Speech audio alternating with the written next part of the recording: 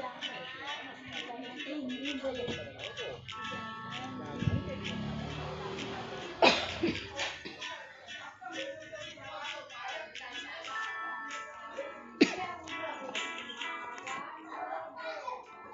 saya dah, dengan rekam. Hah? Langsung tidak langsung. Kalau lagu tapi sih lagu udah dihapuskan.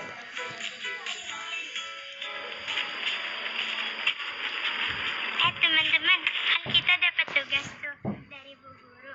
Kita suruh nentuin konsumen sama produsen. Kira-kira yang mana ya? Kalau ke produsen itu makanan rusak, itu rumput. Kalau konsumen itu hewannya itu rusak. Kalau rusak itu makanannya berarti rumput. Nah, kalau rusak di hutan bisa dimakan harimau gak ya? Kayaknya bisa. Soalnya rusak itu kan harimau kan makannya daging.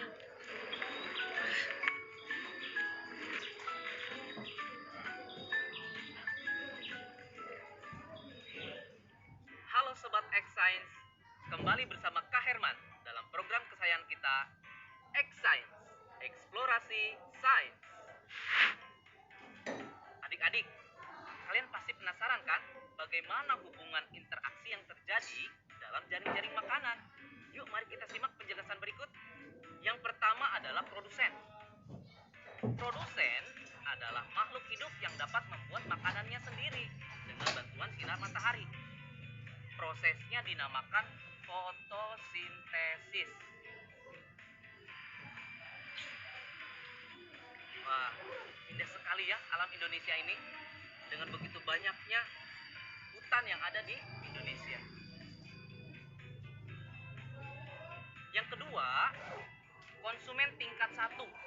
Komponen pada konsumen tingkat 1 ini diisi oleh binatang. Biasanya adalah binatang herbivor yang memakan organisme autotrof yang trofiknya rendah. Karena termasuk dalam kelas heterotrof, maka konsumen tingkat 1 ini tidak dapat membuat makanannya sendiri dan bergantung pada produsen. Contoh binatang herbivor yang ada di hutan adalah rusa.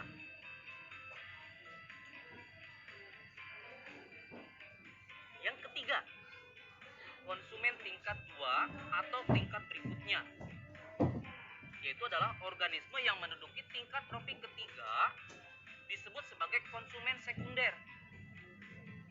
Diduduki oleh hewan pemakan daging atau karnivora.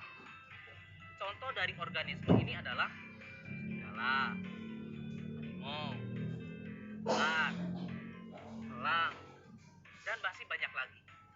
Posisi dari konsumen tingkat 2, tingkat 3, dan tingkat seterusnya bukanlah akhir dari jaring-jaring makanan. Sebab ketika nanti mati, tubuhnya akan diuraikan menjadi mikroorganisme yang akhirnya akan diserap oleh tanah. Yang terakhir yaitu pengurai. Organisme ini bertugas menguraikan tubuh hewan yang sudah mati menjadi zat yang dibutuhkan oleh tanah. Fungsi dari komponen ini sangat berharga bagi kesuburan tanah. Proses rantai makanan akan berulang, di mana unsur yang telah diuraikan tersebut akan dimanfaatkan oleh tumbuhan untuk membuat makanan melalui proses fotosintesis. Contoh dari pengurai adalah jamur, bakteri, dan hewan kecil seperti cacing tanah atau belatung juga termasuk ke dalam pengurai. Saatnya kita bernalar. Yuk, mari kita bernalar ya. Saatnya Sobat X-Science menjawab pertanyaan nalaria berikut. Fatir sedang mengerjakan soal pekerjaan rumah tentang rantai makanan dan jaring-jaring makanan. Berikut ini adalah bagan jaring-jaring makanan yang ditampilkan salah satu soalnya. Pada jaring-jaring makanan tersebut, berapakah jumlah organisme omnivora?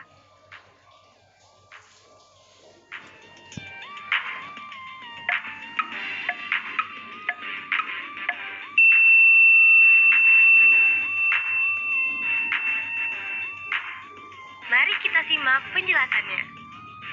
Jika Jika dimulai dari produsen F, maka jumlah omnivora adalah 2, yaitu H dan L. Karena H memakan F dan G, L memakan F, H, dan M.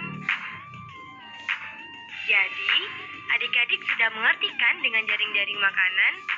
Sehingga, apa perbedaan antara rantai makanan dengan jaring-jaring makanan ya? Perbedaannya adalah, rantai makanan merupakan bagian dari jaring-jaring makanan. Sehingga, jaring-jaring makanan akan menimbulkan banyak sekali rantai makanan yang terhubung satu sama lain. Jika skemanya digambar, jaring-jaring makanan akan berbentuk seperti jaring laba-laba.